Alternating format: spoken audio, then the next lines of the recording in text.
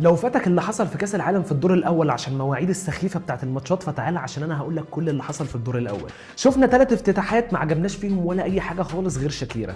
شفنا تنظيم سيء قبل البطوله ومنتخبات بتشتكي من المقرات بتاعتها وحكام مش عارفه تخش، وشفنا ضرب نار وناس بتتصاب، وشفنا مشاكل كتيره قوي. انما البطوله بدات، والبطوله فنيا كانت قويه جدا. بدات البطوله بالمكسيك وجنوب افريقيا، والمكسيك بتكتسح جنوب افريقيا في اداء باهت جدا من المنتخب الافريقي، مع ان على مدار البطوله المنتخبات الافريقيه والعربيه رفعوا راسنا. كان الحكم قاسي جدا، 3 كروت حمر في ماتش واحد، 2 للجنوب الافريقي كانوا مستحقين، انما الكارت الاصفر بتاع بتاع منتخب مكسيك كان فيه وعليه. بعديها بيخش ماتش كوريا والتشيك، ماتش كان جميل جدا وماتش ممتع قوي، خلص 2-1 لكوريا في واحد من الماتشات القويه والعنيفه واللي كان ماشي راس براس. ماتش كندا والبوسنه بعديها يخلص بالتعادل 1-1، من الماتشات الممله جدا واللي شفناش فيها اي حاجه ممتعه خالص الا كره سعيد كلوزيناك اللي شالها من على الخط وهتبقى لقطه من لقطات البطوله. امريكا في اول مباراه ليها بتكتسح الباراجواي برباعيه 4-1 في ماتش وان سايد جيم من ناحيه امريكا وتالق بوليجان ناشئين ارسنال. قطر بتعمل مفاجاه في التعادل مع المنتخب السويسري في اخر لحظات المباراه وبدايه النتائج الايجابيه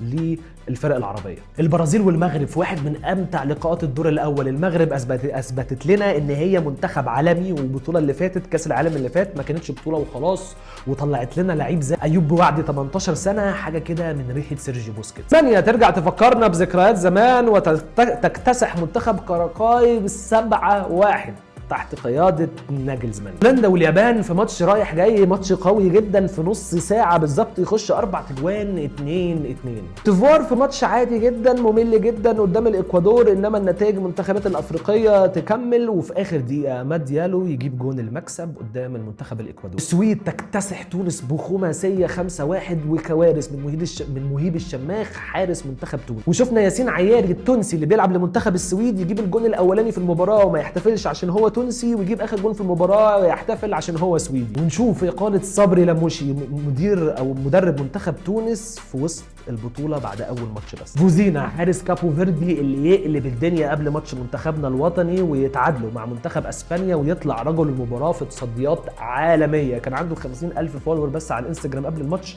كسر ال 2 مليون بعد الماتش على طول. وفي غياب نيكو ويليامز ويمين يامال ينزلوا في اخر 5 دقائق وفي اخر ربع ساعه في المباراه، ولسه هنشوف منتخب اسبانيا لانه واضح انه ما بداش بالتشكيل الاساسي عشان الاصابات. السعوديه تكمل نتائج المنتخبات العربيه وتتعادل مع اوروجواي 1-1 بعد ما كانت متقدمه وتعمل ماتش باستقتال قدام الاوروجواي. فرنسا تكتسح السنغال بقياده امبابي 3-1 ويفضل المنتخب الفرنسي هو منتخب منافس زي البطولتين اللي فاتوا، ويبين لنا قد ايه هو منتخب قوي قوي والقوه الهجوميه اللي عنده ضاربه. يكسب السنغال بطل افريقيا. هالاند بيكسب العراق لوحده 4-1 بعد ما العراق تتعادل ويكون عندها امل، هالاند ما بيسميش ويكسبوا 4-1 للمنتخب النرويجي. ميسي كالعاده يكسب الجزائر 3-0 في مفاجاه لوحده، هاتريك عالمي من ليونيل ميسي وهو عنده 39 سنه، ويفضل يقول لنا ان ميسي هو البابا ويبقى الهداف التاريخي لكاس العالم. واضح ان الارجنتين السنه دي برضه فريق مرشح زي البطوله اللي فاتت. البرتغال والكونغو في تعادل 1-1، اداء حلو قوي من كونغو الديمقراطيه، اداء باهت جدا من المنتخب البرتغالي، وكريستيانو رونالدو اللي ما ظهرش خالص ولا واحد برضه